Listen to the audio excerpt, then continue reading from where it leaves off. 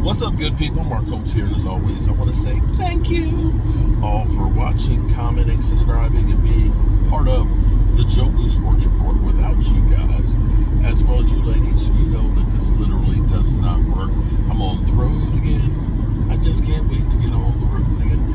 On the way back home to Joe Boo's Man Cave, and da-da-dun, damn, Gina, I didn't get it from you. We have some breaking news that Dan Quinn is expected to become the left hand up. Who are we? The Commanders head coach. What? Where is it? You can't find anything on it? Well, that's what Q sent me. Okay, you Googled. I don't know. Okay. Let me try again. She's gonna try again to verify. Did Dan Quinn get hired by the Washington Commanders?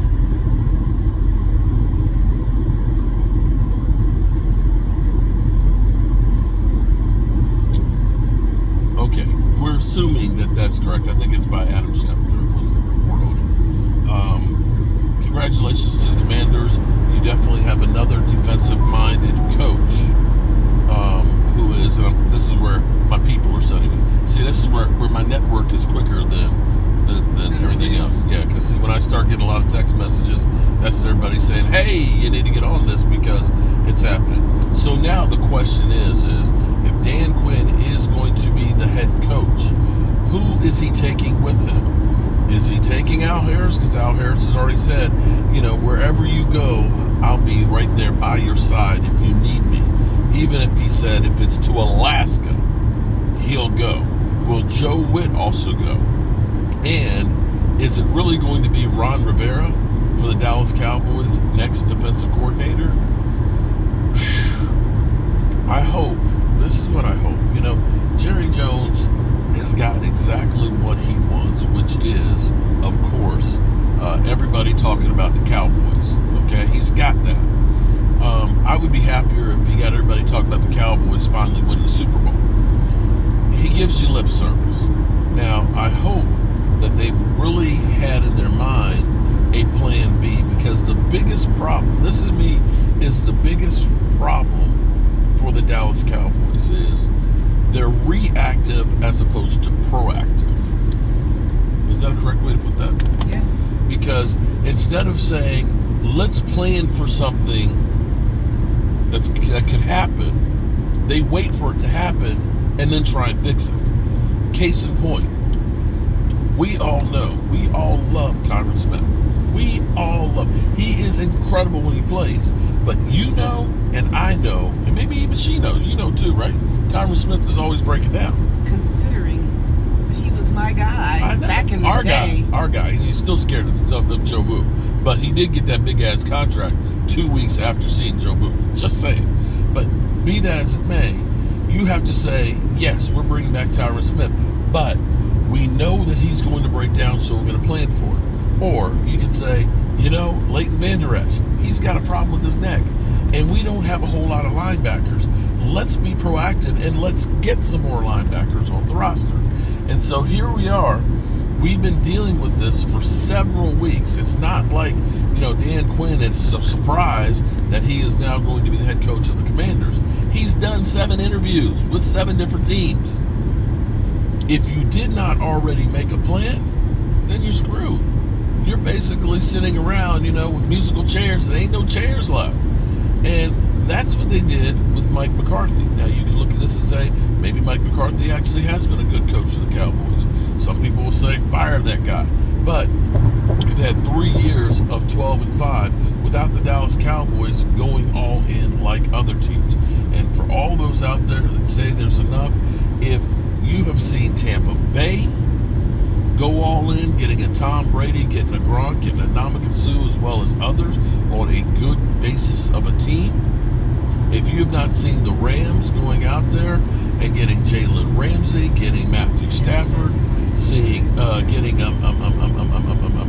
Odell Beckham Jr., Von Miller, and winning a Super Bowl, if you have not seen the Eagles going out there and signing everybody and getting this, they got this close, a Jalen Hurts fumble away from winning the Super Bowl. If that's the way everybody's winning it, how do you expect expect the Cowboys to do it without doing that. Does that make any sense, baby? Sorry. You're Yes, sorry. It makes perfect sense. So what? What was I talking about? I'm still looking for. See, look. verification. Yes, honey. Whatever you say, it makes perfect sense. What was I talking about? I don't listen. 2 miles. Take exit 209B north. For I-95 Anyway, north, for US the 95 Cowboys, north. I hope, will be proactive on who is going to be their next coach. Ron Rivera, we've been told, was, it's a chance that he goes. Mike Vrabel, some people will say, yeah, get Mike Vrabel. But Mike Vrabel may end up taking a year off instead of, looking at being an assistant. There's going to be other jobs. We always know there's going to be other jobs. And sometimes, this is where I say it's better off to wait for the job that you want. That is definitely going to be a plus. I don't know. I'll be honest with you. For Dan Quinn, I'm happy that he's getting a head coaching job.